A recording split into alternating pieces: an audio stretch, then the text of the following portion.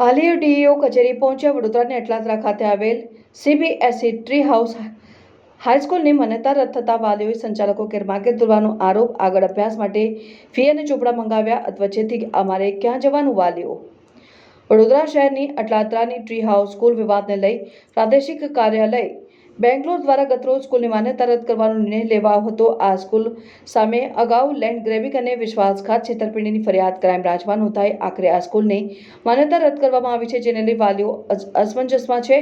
સ્કૂલમાં ભરેલ ફી અને નવા પુસ્તકો ખરીદી લીધા છે, ત્યારે સંચાલકો તેઓને ગેરમાર્ગે દોરતા હોવાના આક્ષેપો સાથે આજે જિલ્લા શિક્ષણાધિકારીની કચેરી ખાતે પહોંચ્યા। વડોદરાની અટલાદરા ટ્રી હાઉસ સ્કૂલ માન્યતા રદ થતા વાલીઓ હવે બહાર આવ્યા છે અને પોતાના બાળકોની ચિંતા વ્યક્ત કરતા આ સ્કૂલની માન્યતા રદ થતા હવે આગામી અભ્યાસનો શું અને સંચાલકો દ્વારા તેઓને ગેરમાર્ગે દોરવામાં આવતા હોવાના આક્ષેપો સાથે જિલ્લા શિક્ષણાધિકારીની કચેરી ખાતે પહોંચી રજૂઆત કરાઈ।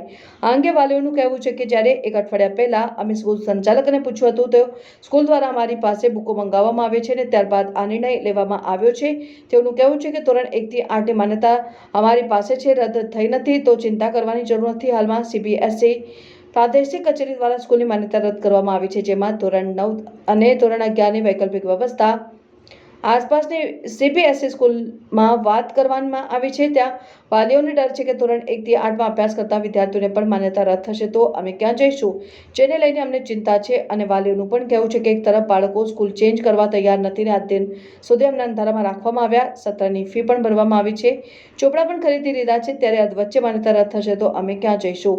આ અંગે ડીઈઓ કચેરીના અધિકારી કે.બી. પરમારે જણાવ્યું કે વાલીઓની રજૂઆત હતી કે અમારા બાળકો ધોરણ 9 થી 12 માં અભ્યાસ કરીને તેઓનું કહેવું છે કે માન્યતા આ સ્કૂલની રદ કરવામાં આવી છે। આ બાબતે વાલીઓની રજૂઆત અંતર્ગત હકારાત્મક કાર્યવાહી કરીશું। 1 થી 8 ની મંજૂરી દર્શાવેલ આ પત્રમાં છે કે નહીં તે બાબતે તપાસ કરીને યોગ્ય નિર્ણય લઈશું। વાલીઓની રજૂઆતને ધ્યાનમાં લઈ યોગ્ય કાર્યવાહી કરીશું। વાલીઓની રજૂઆત એવી હતી કે ભાઈ અમારા બાળકો જે ધોરણ 9 થી 12 માં ભણે છે એમાં કંઈક પત્ર આવ્યો છે અને વાલીઓમાં પણ જાણવા મળ્યું છે કે કોઈ સ્કૂલની એફિલિએશન સીબીએસઈ બોર્ડ દ્વારા રદ કરવામાં આવે છે, પણ એ અધિકૃત પત્ર અમને કોઈ કચેરી મારફત કે અમારી વડી કચેરી મારફત કે સીબીએસઈ બોર્ડ દ્વારા ડાયરેક્ટ અમારા કચેરીમાં આવેલ નથી। છતાં પણ અમે અમારી વડી કચેરીનું માર્ગદર્શન લઈ અને જો કંઈ આવું હશે તો અમારા જિલ્લા શિક્ષણાધિકારી શ્રી પાંડે સાહેબના માર્ગદર્શન હેઠળ અમે આ વાલીઓની મુજબ હકારાત્મક કાર્યવાહી આગળ કરીશું। સ્કૂલ બંધ કરી દેવાની વાત છે?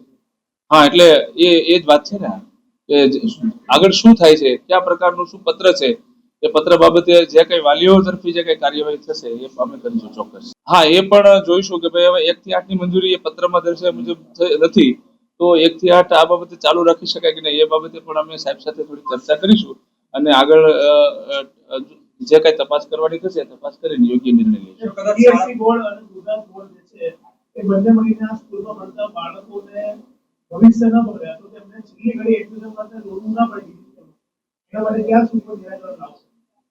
બસ હવે આજે સાહેબ આવે હમણાં થોડી વારમાં એટલે એ ચર્ચા કરીશું।